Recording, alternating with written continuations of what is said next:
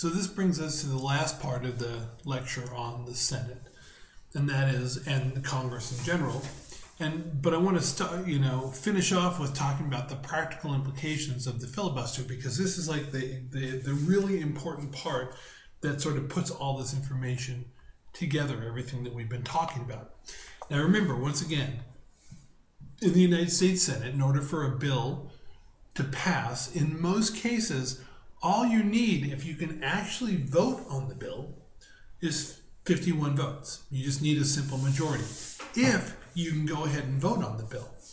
But because of the filibuster and the way the filibuster works, you need actually 60 votes in order to go ahead and get to the point that you can take a vote on the filibuster. You can take a vote on a bill.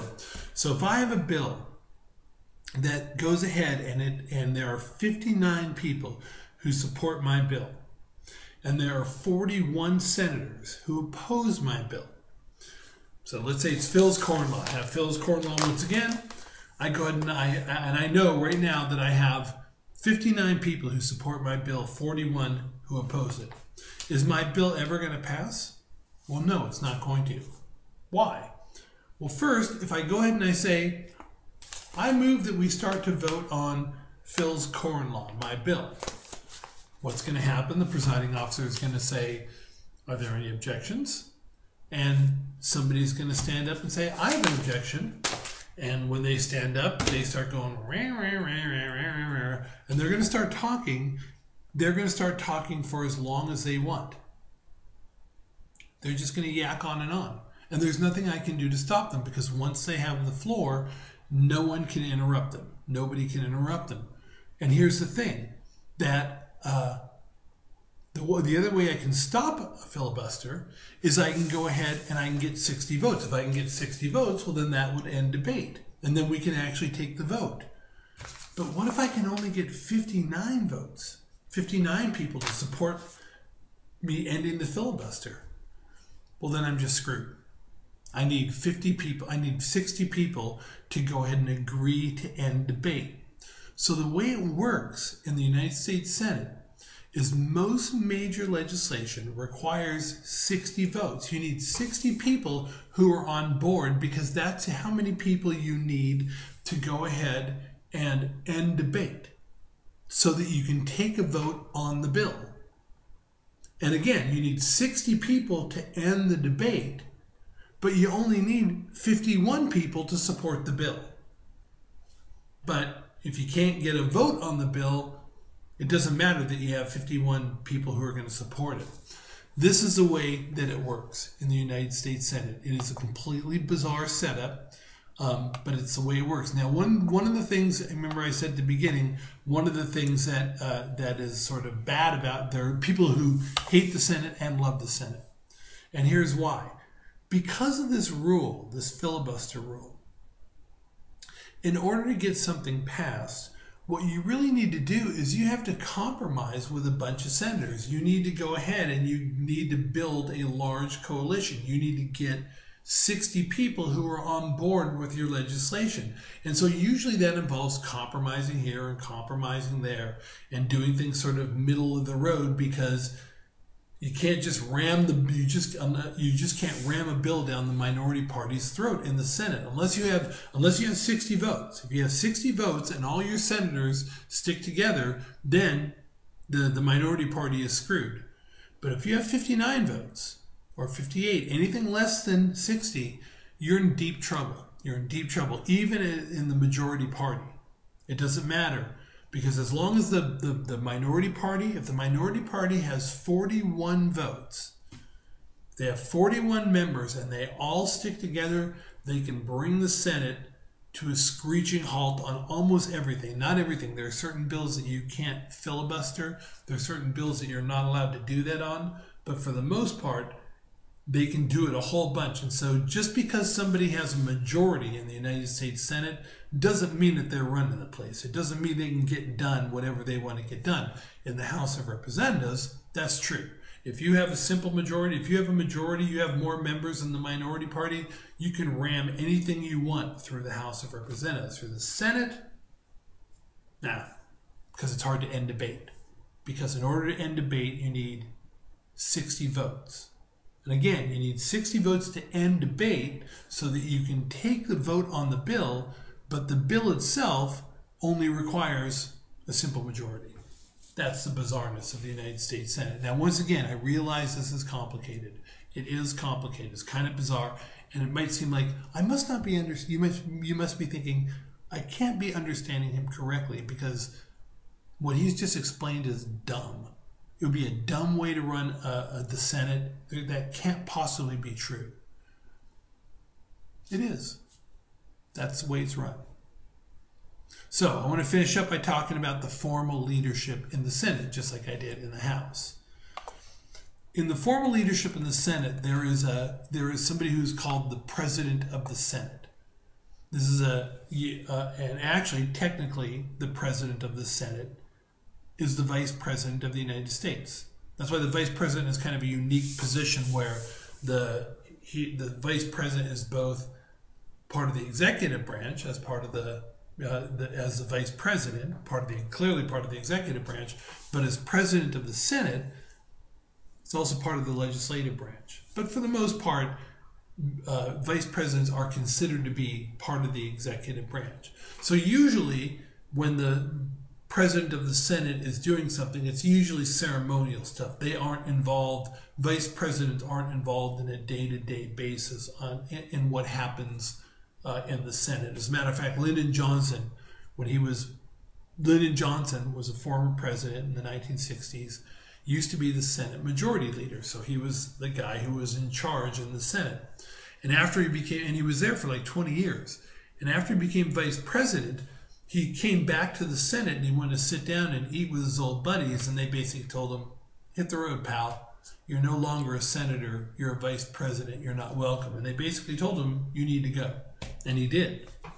So even though Vice Presidents are part of both branches in a way, they're really the executive branch. And what they do as President of the Senate is usually just ceremonial. They'll be there for certain kinds of votes. But the significant power that they have is if there is a 50-50 tie in the United States Senate, if 50 senators vote yes and 50 senators vote no, the Vice President can vote and break the tie. Doesn't happen very often, but it has happened. The main people who run the Senate are the Senate Majority Leader. So the Senate Majority Leader has certain powers that are unique and give him more power than others. First, the Senate Majority Leader has something called the right of first recognition. What does that mean? If a bunch of senators want to be heard, they want to talk in the morning, when the day gets started, whenever the Senate Majority Leader wants to speak, he gets recognized first. And so he can basically cut to the front of the line. Whenever he wants to speak, he can speak. Now, by the way, if somebody's filibustering, the Senate Majority Leader cannot interrupt him. That he can't do. But the Senate Majority Leader, if there are a bunch of senators, all of who want to speak, the Senate Majority Leader can always go first. Either the Senate Majority Leader or somebody he designates to sort of go in his place. So if I'm the Senate Majority Leader and I say to you, hey, look, you know what, I can't make it to the Senate this morning, but I want you to go and I want you to give a speech or I want you to do this, then they'll recognize you first. The other thing the Senate Majority Leader does is he allocates office space. Now, you might be thinking, well, that's kind of dumb. That's not that big of a power. It actually turns out that in the United States Senate, where you get your office winds up being a huge deal because some people have really cool offices and some people have, the offices that are downstairs near the water heater. And so the Senate Majority Leader gets to decide who gets the cool offices and who doesn't get the cool offices, although it's usually based on seniority. The longer you're there, the cooler office space you're going to get. And then the last thing that the Senate Majority Leader does is he schedules legislation. He's the one who decides when we're going to vote on, what bills are going to be voted on, on what days. And that's a really important power. So the Senate Majority Leader, and he has some other powers that are very complicated, hard to explain, so I'm not going to worry about them. But these are the three main ones. The right of first recognition. If the Senate Majority Leader wants to speak, he will or she will be recognized first. but they can't interfere with a filibuster. They allocate office space. They're the ones who decide who gets what office, and they schedule legislation. The Senate Majority Leader is also always somebody from the majority party.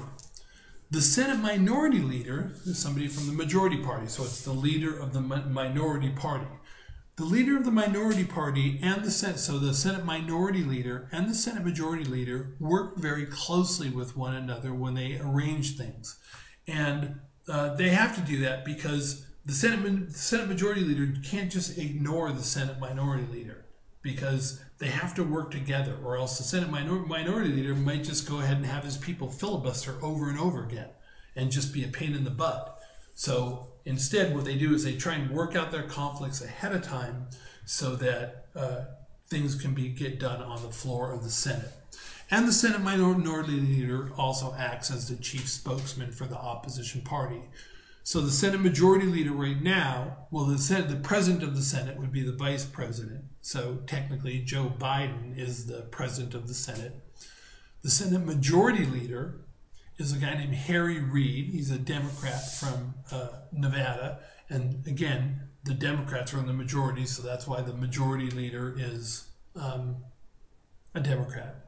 The Senate Minority Leader is a guy named Mitch McConnell. By the way, I'm not going to ask you to memorize these names because it's going to change over time, and don't worry about it. But Mitch McConnell is a representative from Kentucky. He's the Senate Minority Leader. Now, there are party whips in the Senate, just like there are in the House. But the thing about party whips is they don't have the same kind of power that party whips do in the House, because you can't whip a senator. Senators can't be whipped. You don't turn the screws on a senator. You don't want to piss off a senator, because a senator will make your life miserable. So party whips will go and talk to senators, but they won't try and threaten them or turn the screws in any kind of way like that. You don't mess with a senator.